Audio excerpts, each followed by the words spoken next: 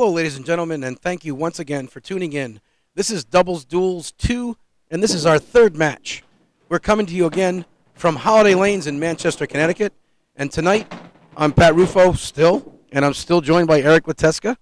He's my broadcast partner, and I'd like to say good evening to you, Eric. Thanks, Pat. Ladies and gentlemen, we've had a great match up until this point. We're tied 1-1. Team Robustelli and Dansereau versus Labrie and Miller. Let's throw it up to our executive producer, Brian, for a recap of how we've gotten to this point.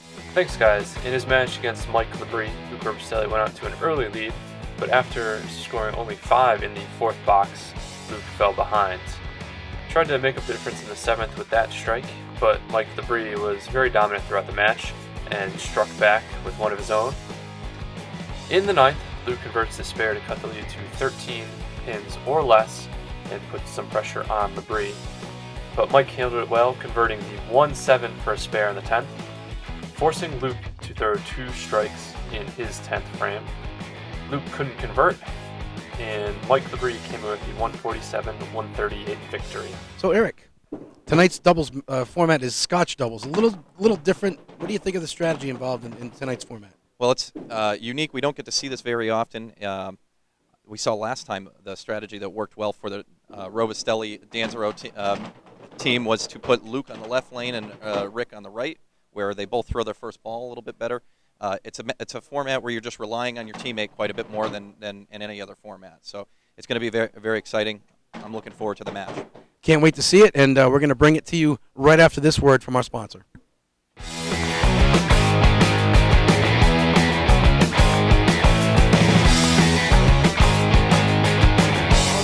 Is located at 39 Spencer Street in Manchester, Connecticut. It has 32 duckpin bowling lanes, a full snack bar, and lounge. Have your next party, fundraiser, or corporate event at Holiday Lanes, or come down to open bowl with friends and family.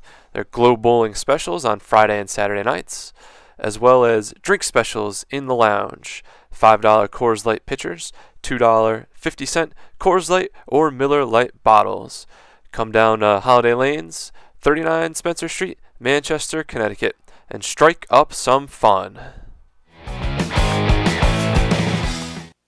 All right, welcome back, everyone. As the bowlers are completing their warm-ups, let's remind you one more time of the format of the doubles duel. The format of the competition is a series of matches. Games 1 and 2 are singles matches.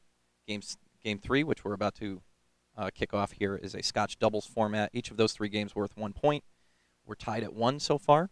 A final match has been forced by Rick Dansereau and Mike Labrie, and that will take place next week. And Mike Labrie starting off giving his partner a big break by throwing that first ball dead nuts. Strike. Yeah, great ball by Mike. Picking up right where he left off. Now, if the team of Labrie and Miller were to do that all night, you'd never know what the Scotch doubles format really looked like, because it would look like a normal game. It would, well, except for your alternating. Except every other bowler, correct. But here's the exciting part of the match: is when Luke Robustelli gets up there and buries the head pin and leaves an 8-pin. Now he's now depending on his teammate Rick's got to go get up there and get it. And as we saw in the first duel, there were many occasions where the lead bowler would leave something real tough, and then the second bowler would get up there, and I think on one occasion, I believe Rick made an incredible split to really turn the tide. Yeah, this one was a lot easier. He covered the 8-pin, and we're off to a really great start. Great start for this one. So now Rick gets to finish the first box and throw the load on the second one. So at least he gets to load his own spare. Yeah.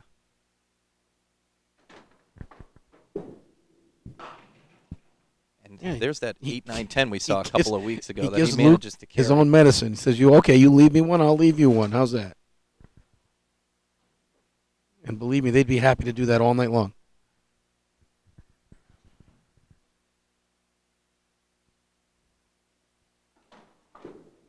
Luke looking a lot more comfortable this match. We talked to Luke last week after the match, and it turns out some of those shots we were seeing, he had a little issue with one of his shoes. He had a wet spot, and he just couldn't get it taken care of quick enough, and he was sticking a little bit at the line. Yeah.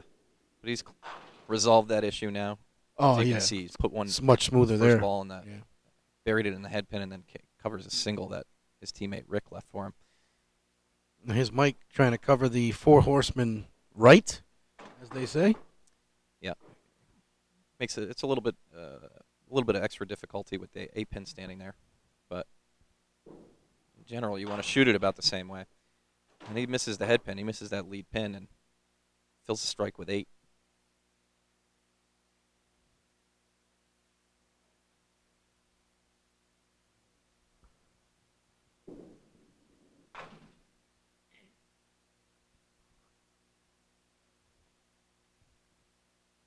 And Mike gets 9 in the second frame, takes lane 10 to start the third frame.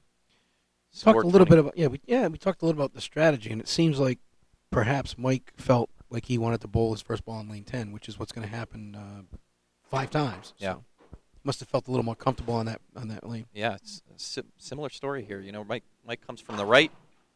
To the extent that that ball return makes anybody uncomfortable, he's as far away from it as he can be on his first ball. Absolutely. Leaves Brian a little triangle corner here to try to pull in for their second mark of the game.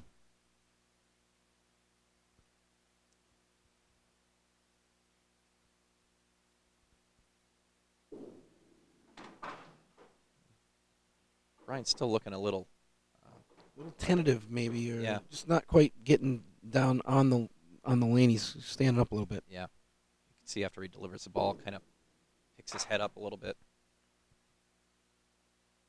Not as solid and as steady as we're used to seeing him so far. Well, didn't Brian go on some sort of tropical vacation for about a month or so? Yeah, seemed like it. Yeah, and Brian is probably maybe he's still a little hungover from the trip. He might still be thinking he's on a tropical island somewhere. Yeah.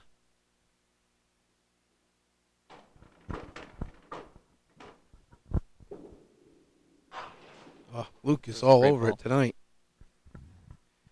So the team of Robustelli and Dansereau have started off with 3 consecutive 9 drops. We'll see if they can convert that into 3 consecutive spares. And they're off to a really great start here. They're up on their opponents by 11 pins in the second frame, looking for another hit. And they're all over them. All over them. Yeah. They're not touching the sides. They're going right through the middle. Rick and Luke have a 12-pin lead. Plus a hit. Plus a hit.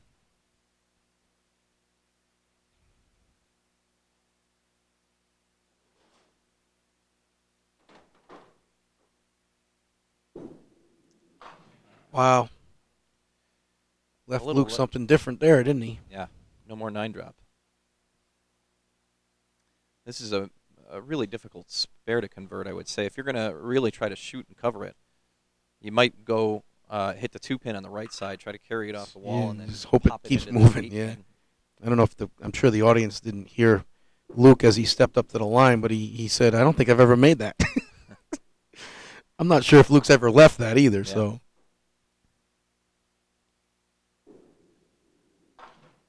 He misses on a second ball, only gets 1 on the third ball. They're gonna left a little window there, but substantial lead through 4 boxes. Yep.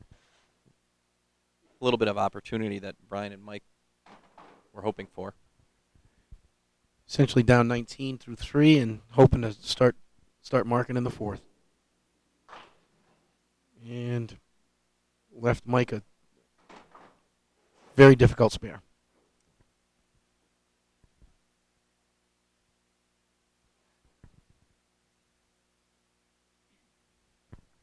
We'll see if Mike decides to go for the 2 or the 3 here. This is just sometimes a matter of comfort, which side of the lane you're more comfortable throwing the ball at. It looks like he decided to go right, but he was a little farther right further than he wanted. The unfortunate part about that is now he's made it difficult to really clean up. He's going to struggle to get more than 8. He only gets 7. That's still losing ground on. That's 2-7 in a row, I think. So 9 and 7. They've left a few pins on the deck early, and that's against a team like Robustelli and Dansereau. That's just not going to help you. Yeah, it looks like Rick and Luke are hitting on all cylinders so far.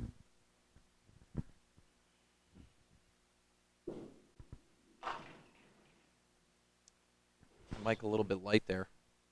But with the ball going across the lane like that, crossing over the head pin, you get a lot of action off the walls. When you're light on the head pin, he gets away with it, leaves himself the 3-6. Well, leaves Bryan at 3-6 anyways. Bryan at 3-6, yeah.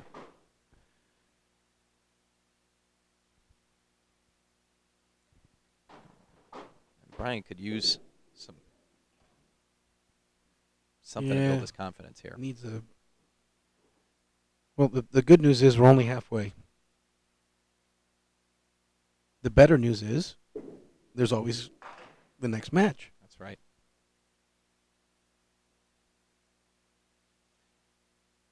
And this one's far from over. We know. Oh no, this is that Bryan Miller, Mike Labrie. They can string them. Pair can string them together with the best of them. Unfortunately, they're up against a team right now that's hot, throwing the ball right where it needs to be.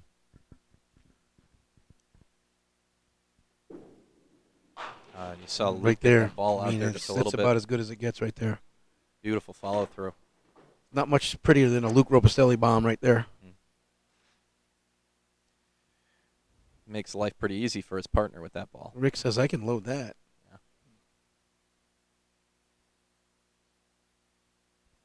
Yeah. It's just, that ball was nowhere near as bad as the result. It was a very, very tight hit right there. Great looking ball. Now Luke is more than likely they're filling a strike here. He's going to look for maximum pins. He'll shoot that right 3, especially with the lead they have. Oh, he gets one out of it.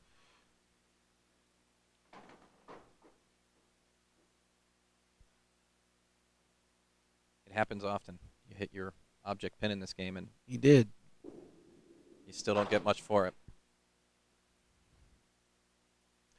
So, after through 5.5 frames, our scores read 87 in the 6th for Rick Dansereau and Luke Robustelli. Trailing them by quite a bit so far, 53 in the 5th is Bryan Miller and Mike Labrie. Holiday Lanes is located at 39 Spencer Street in Manchester, Connecticut. It has 32 duckpin bowling lanes, a full snack bar, and lounge. Have your next party, fundraiser, or corporate event at Holiday Lanes, or come down to open bowl with friends and family. There are glow bowling specials on Friday and Saturday nights, as well as drink specials in the lounge.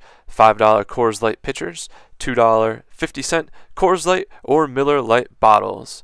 Come down Holiday Lanes, 39 Spencer Street, Manchester, Connecticut, and strike up some fun.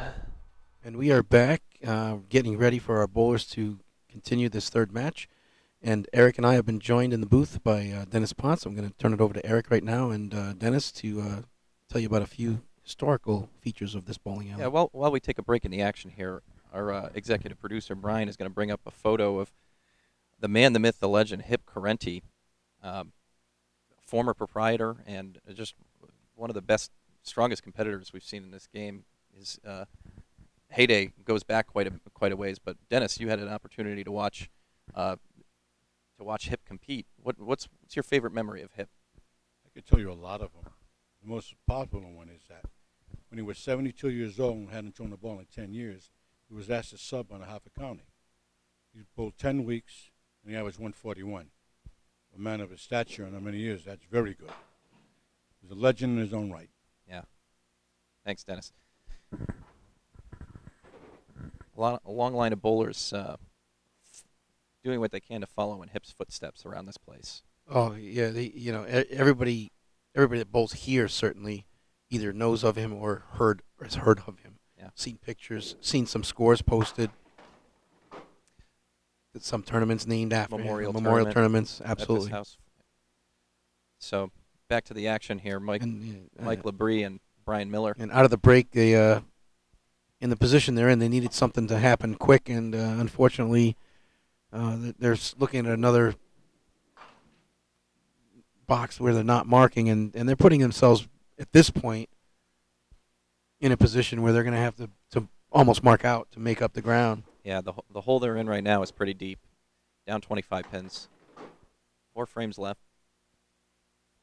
And you certainly can't expect or even imagine that the team of Robustelli and Dansereau would leave all of them open. So Yeah. Oh, and back-to-back frames. the chops are getting contagious for that. Off the side of the head pin.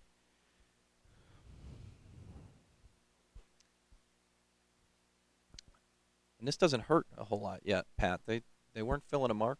They didn't waste an opportunity. Yeah, it's still, you know, this They're shot looking- does they're go. looking for a spare here to keep themselves in this match. Be energized here if they could, you know, pull this one out. But leave the same exact.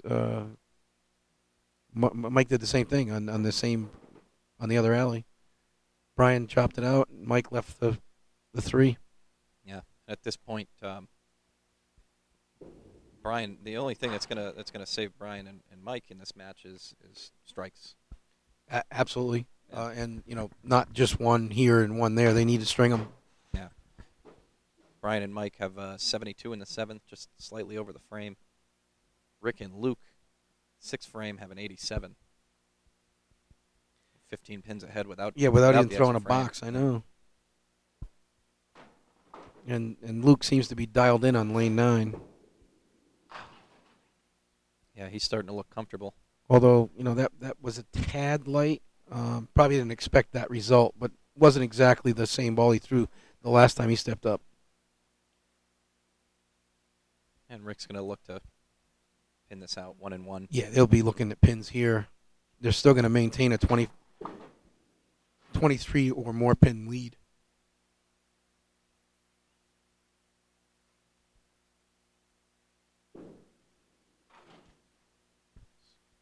Gets 9, gets the team to 96 in the 7th, in firm control of the match. Well, 24 pins with 3 boxes to go is, you know, at minimum 3 very good loads, and that's again assuming no marks from Dansereau and Robustelli, and that's just not.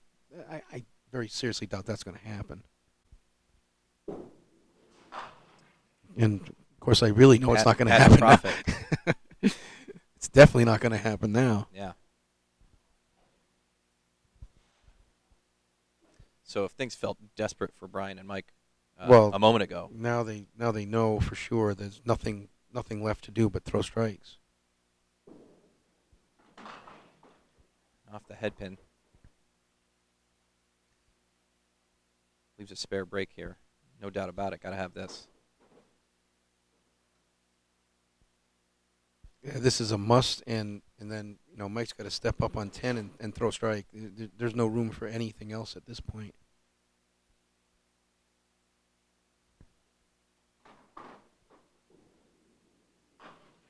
So there's the first part. Mike's got to set his partner up here and hope he can just zone in and throw that one ball. Yeah, and this is a specialty for Mike here. Knowing that you need a strike. He would almost want to, knowing Mike as well as I do, he would probably want to feel like that every time he steps on the lane. Like, I must throw a strike here. Yeah, we might see the first 300 we ever seen in this game. Oh. Then again, a little bit outside. For Mike, I know it doesn't look, but that was a little quick. Yeah. It wasn't the same deliberate approach as we normally see from him.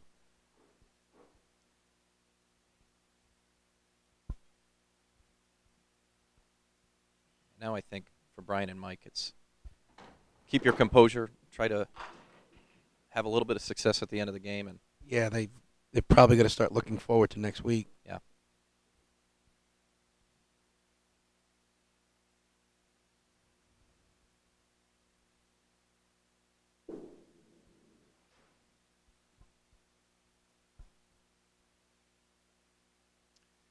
Brian and Mike at 95. Yeah, I mean through 9 frames. Most they can shoot is 125, and really, with Luke here, one ball, he can put him there.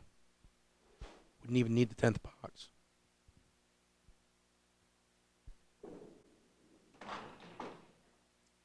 Of course, if he throws a ball like that, he won't need any more balls. That's it. That's the game right there. This one is in the books. This one is history, as they say. Now we'll just see how high they can go. They got to possibility of throwing a 186. And Luke's, or rather Rick's, backswing goes up and stays a little bit out, and then crosses himself over. Yep. Still gets a break here. Looking at a chance to make another mark. Spare. Yeah. Run the score up on their opponents. Yeah, a little just bit here. you know. And Luke takes full advantage of that. And gets to put the fill on his it's spare. Slightly unusual in this format. It's the only chance you have to fill your own mark, other than in a strike. Oh, and good spot for that. 3 more than they actually needed. They didn't need any of those. Nice 157 for the duo of Robustelli and Dansereau, and they will. Yep, 7 out of 8 frames. They throw marks, and they will take a 2-1 advantage in the match, and look forward to next week to try to close it out. And Brian puts a ball on the head pin here. He's still got a little bit left here. They're not giving up yet. No, they're not. Well, I don't think these guys are ever going to do that. Yeah.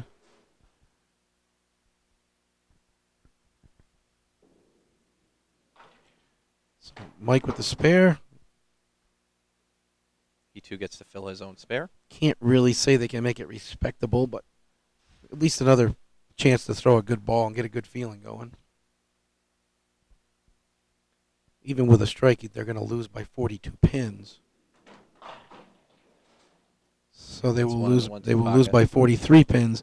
So the final score for this Scotch doubles would be the team of Robustelli and Dansereau with a 157, and the team of Labrie and Miller at 114. We will be back after a word from our sponsors with a chance to talk to our Scotch doubles winners and the current leaders of this doubles duel.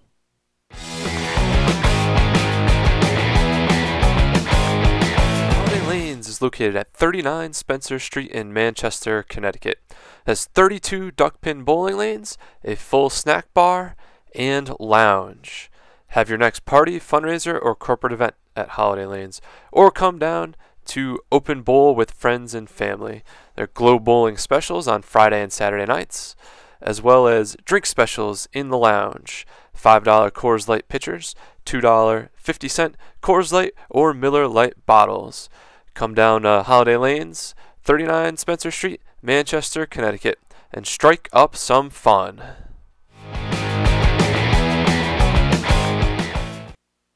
All right, folks, welcome back. I'm Eric Leteska. I'm here again with winners of the last match of the doubles duel, which was the Scotch doubles format. It looked like a great match. You guys really just didn't let up the whole time. You looked more comfortable. Would you say that you felt better this match than you did in the first match last week and the week before? I definitely think experience had a lot to do with it. We definitely found our rhythm a lot quicker this time around and was able to kind of get it going early and put the foot on the gas quick. So it was nice to have a little bit of experience working for us that time. Great. So how do you guys feel going into the next match, the deciding match, worth 2 points? You can close it out. I think we feel confident coming off a big win that game. We jumped out early, and I think we'll look to do the same thing again this game.